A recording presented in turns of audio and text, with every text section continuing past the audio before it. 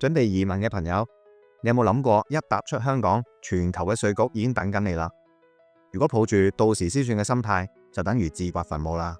如果你冇提前處理資產，同時又繼續喺香港有樓、有股票、有銀行戶口嘅話，到時可能會變咗雙重報稅，甚至違規。今集我會同大家分享下3大稅務陷阱。第一，移民後再搞信託都得啦。稅務居民身份轉變之後，再轉移資產，可能要補交贈與稅、資本增值稅等等。移民前搞好稅務，可以減稅、慳錢同埋避免罰款。移民後再諗，黃金時間已經過啦，信託嘅效果就會打折，甚至冇得補救。第二，我仲未離開香港，應該冇稅務影響啩？唔同國家有唔同嘅制度，例如英國 Deemed Domicile 嘅制度，加拿大則全球徵稅，無論收入或者資產來源都需要申報嘅。第三，我名下資產唔多，應該唔使諗咁多啩？海外資產加埋香港物業，仲有股票啊、MPF， 加埋就可能超過海外遺產稅嘅免稅額。以英國做例子，現時遺產稅嘅門檻係325000鎊。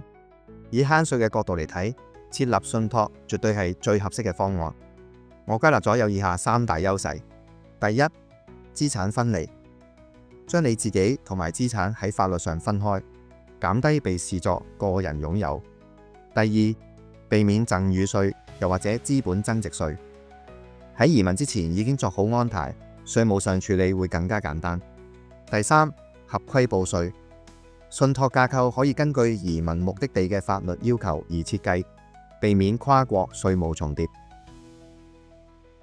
林小姐45歲，半年前舉家移民英國，佢名下有2層香港嘅物業、MPF、股票同埋定期存款。林小姐透過信託分別安排資產嘅用途，一層樓留俾日後退休收入，另一層樓留俾小朋友教育用途。另外，投資戶口轉入信託公司代為管理，設立提款指令。同時，我哋可以配合英國本地稅務顧問，符合當地嘅規定。